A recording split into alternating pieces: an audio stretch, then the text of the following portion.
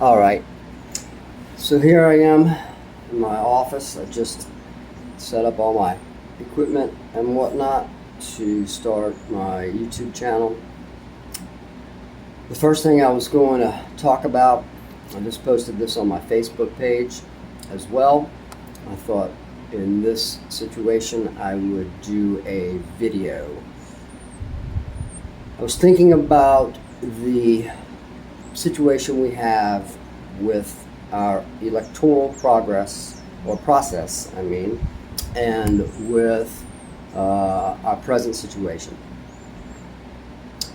So we keep hearing from certain candidates to take our country back, make America great again. Unfortunately, under the circumstances that we live, there is a tendency to think that by voting outside of the typical Democratic Republican Party lines, that you or a person will be wasting their vote. And somehow we've been brainwashed by this idea, and so therefore the electoral process has been hijacked by this either random way of thinking or, in my opinion, some sort of a brainwashing. I know that sounds a little crazy, and I am somewhat of a conspiracy theorist, but I do believe that the powers that be would try or would like to succeed in keeping us distracted by things that are of little or no consequence to our daily lives, and or fighting amongst one another with regards to conservative, liberal, Democrat, Republican, etc., etc.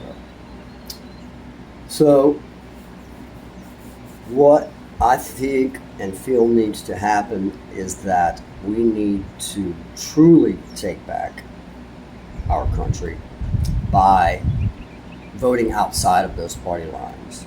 Vote independent, vote liberal, vote anything other than Democrat or Republican. Because let's face it, on one side, and without mentioning names, we have a misogynistic, racist, instigative lunatic. And on the other side, we have a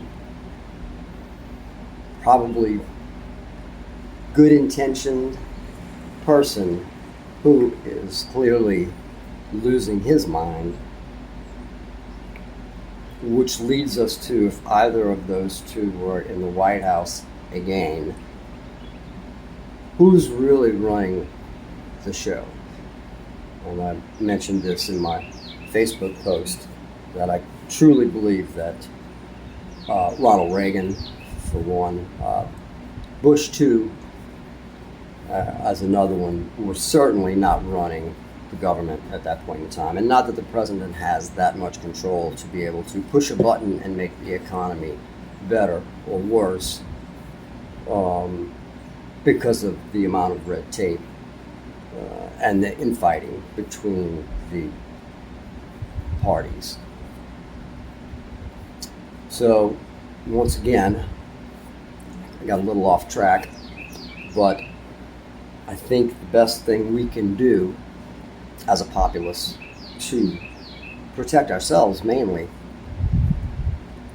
from encroaching governmental institutions and organizations that are, in my opinion, robbing us of our civil liberties and rights in general. And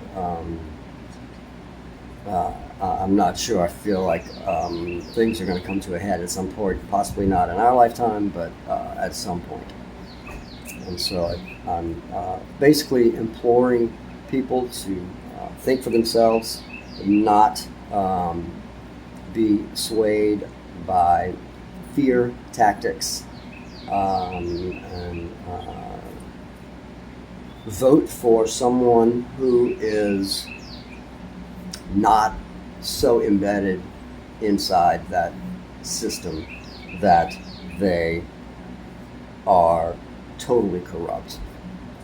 I have a feeling that any well-intentioned politician, by the time they reach the office of president, and probably much clearly even before that, have been corrupted to the point where they are beholden to so many special interests that they can't really do things autonomously. Once again, getting to the point of campaign contribution limitations, super PACs not being able to get involved in the process, the electoral process, and also with regards to the, how do I want to say that, to the complete lack of choice we have when we vote, which is primarily based on a who has the most money wins the election type situation. So anyway, something to think about, and definitely something to ponder when it comes time to vote. I don't typically vote because I don't typically feel strongly enough or know enough about the candidates that are running. And I've always kind of had the opinion I didn't want to be a part of that process. I try to not involve myself in many things that are so-called societal norms. I'd rather stay under the radar. Less on paper, the better, I think. I'm not a crazy militant, but at the same time, I do think that the less tracking I have going on with me is the better. So anyway, vote for Willie Nelson and Ozzy Osbourne. You can write in whatever you want, or vote for Kennedy.